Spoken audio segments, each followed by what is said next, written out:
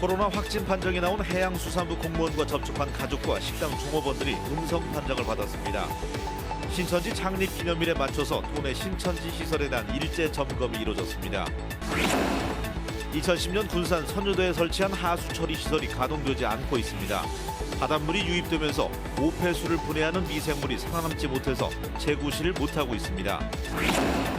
정읍 구창 선거구 후보들이 동학농민혁명 선양사업의 후속 과제와 지역 관광 활성화 방안에 대한 구상을 밝혔습니다.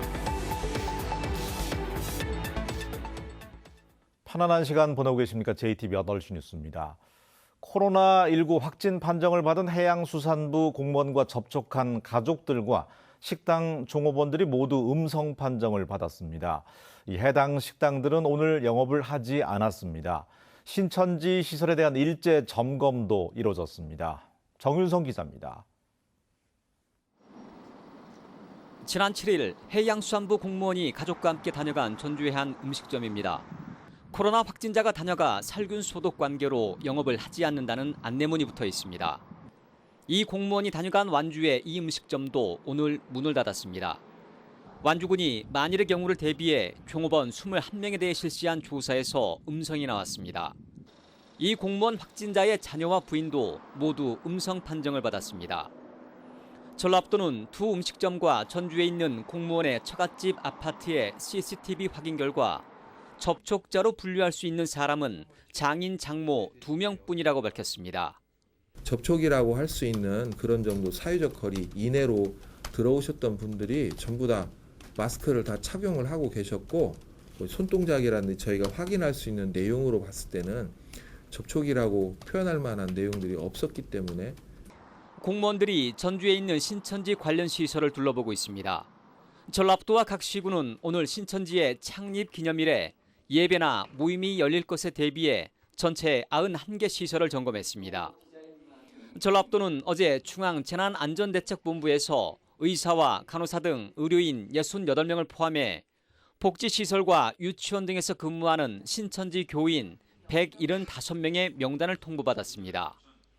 전라북도는 기존의 명단에서 누락된 교인을 파악해 역학조사를 실시할 계획입니다. JTBC 뉴스 정유정입니다. 군산시가 10년 전 선유도에 생활 오폐수를 처리하는 하수 처리 시설을 세웠습니다. 그런데 가동이 제대로 되지 않다 보니 있으나 마나한 시설이 되고 있습니다. 김진영 기자가 취재했습니다. 지난 2010년 12억 원이 투입돼 군산 선유도에 들어선 하수 처리 시설입니다. 하루 처리 규모는 390톤으로 선유도 3개 섬에서 나오는 생활 하수를 처리하도록 설계됐습니다. 그러나 시설은 가동을 멈춘 채 녹이 슬어가고 있습니다. 365일 동안 이게 가동이 되는 걸로 알고 있었는데 가동되는 걸 한 번도 보지 못했습니다. 현재 상태로는 거의 무용지물이라고 봐도 과언이 아니죠. 바다 수위가 높아지면 하수 처리 시설로 유입된 바닷물에 오폐수를 분해하는 미생물이 살아남을 수 없다 보니 가동이 제대로 안 되는 겁니다. 부실공사는 여기에 그치지 않고 있습니다. 하수처리 시설과 각 가정을 연결하는 하수 강건은 선유도 3개 섬 가운데 선유 2구만 매설해 반쪽짜리로 전락했습니다. 그 당시 하는 것은 선유 2구만 관로를 하고 처리장을 1, 2, 3구까지 합친 규모로 해놓은 거예요. 선유도는 고군산군도 연결도로가 개통된 뒤로 한 해 300만 명이 찾을 정도로 많은 관광객들로 붐비고 있습니다. 결국 생활오폐수 역시 급격히 늘 수밖에 없지만 처리할 곳이 없게 되면 바다를 오염시킬 수밖에 없습니다. 막대한 예산이 투입된 하수 처리 시설이 무용지물이 되면서 바다 환경마저 위협하고 있습니다. JTBC 뉴스 김진영입니다. 국회의원 선거구별로 대표적인 지역 현안에 대한 후보들의 공약을 비교해보는 연속기획. 오늘은 정읍 고창 순서입니다. 지난해 동학농민혁명 국가기념일이 지정되고 정부가 주최한 첫 기념식도 열렸지만 후속 과제가 적지 않은데요. 총선 출마자들은 무엇을 가장 시급한 과제로 꼽는지, 또 각자 구상하는 해법은 무엇인지 정원익 기자가 보도합니다. 지난해 정부는 동학농민혁명 국가기념일을 5월 11일로 결정했습니다. 1894년 동학농민군이 정읍 황토연에서 관군과 처음으로 전투를 벌여 대승을 거둔 전승일입니다. 특별법 제정 15년 만에 국가기념일이 지정됐지만 이제 겨우 첫걸음을 뗀 상황. 동학혁명 정신을 선양하고 지리적, 역사적 의미를 널리 알리기 위해선 아직 갈 길이 멉니다. 민주당 윤준병 예비후보는 동학농민혁명 계승사업 추진에 내실화를 손꼽았습니다. 이를 위해 국가적인 차원의 종합계획을 수립하고 기념공원 조성 사업을 빠르게 마무리하겠다고 밝혔습니다. 개성 사업을 국가적인 차원에서 할 수 있도록 종합계획을 수립해서 단위 사업들이 원활히 이루어질 수 있도록 이렇게 추진하는 내용들이 좀 중요할 것 같고요. 민생당 유성엽 예비후보는 고창을 동학농민혁명의 성지로 만들겠다고 밝혔습니다. 지난해 연구 용역비 2억 원을 확보한 만큼 전봉준 장군 생각, 무장 기포지를 엮어서 역점적으로 추진할 것을 약속했습니다.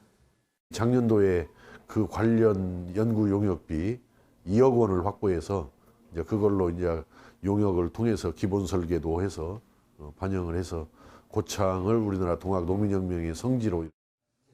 고창 지역 관광 활성화 방안에 대해서는 민주당 윤준병 예비후보는 정읍과 고창의 관광 차원을 연계하는 방안을 제시했습니다.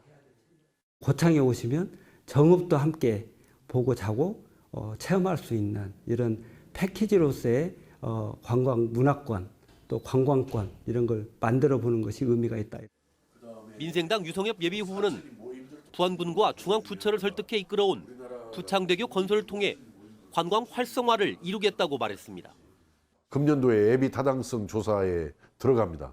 그래서 에타가 잘 끝나고 나면은 내년도부터 예산을 세워서 본격적으로 추진이 될 것이다. 정읍 고창 지역구에는 국가혁명 배당금당 박하웅 씨도 예비 후보로 등록했습니다. JTB 뉴스 정원익입니다. 민생당의 통합이 큰 관심을 끌지 못하면서 당초 기대했던 민주당과의 대결 구도를 조성하는 데 한계를 보이고 있습니다. 민생당은 총선이 한 달 앞으로 다가왔지만 김종회 의원, 임정엽 전 평화당 도당위원장이 잇따라 탈당해서 출마 예정자가 있는 지역구도 전체 10곳 가운데 7개에 불과합니다. 또 비례대표를 배출하기 위해서는 최소한 3%의 정당 지지율을 얻어야 하지만 지지율도 좀처럼 신장세를 보이지 못하고 있습니다. 오는 23일까지인 학교 운영위원 선출 시한이 연장되고 전자투표도 허용됩니다.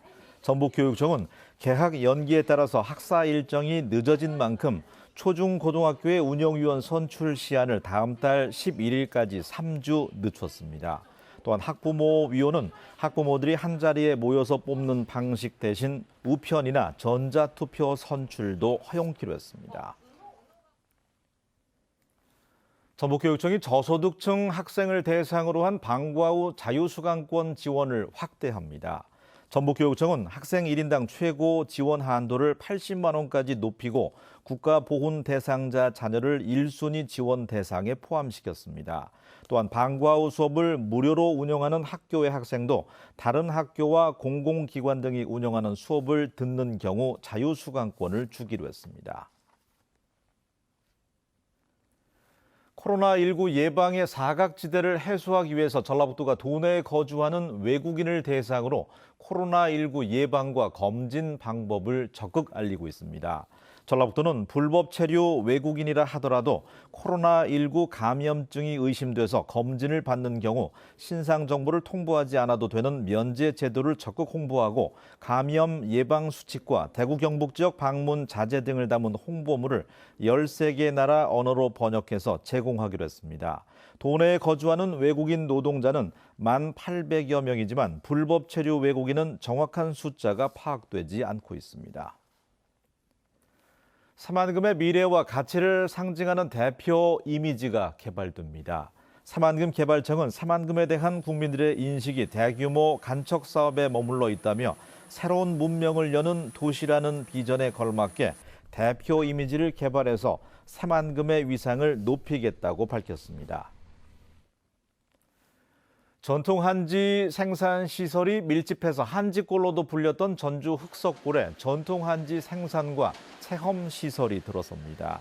전주시는 올해 말까지 흑석골에 83억 원을 들여서 전통한지 제조 공장과 체험 공간, 전시 공간 등을 갖춘 2층 규모의 시설을 짓기로 했습니다.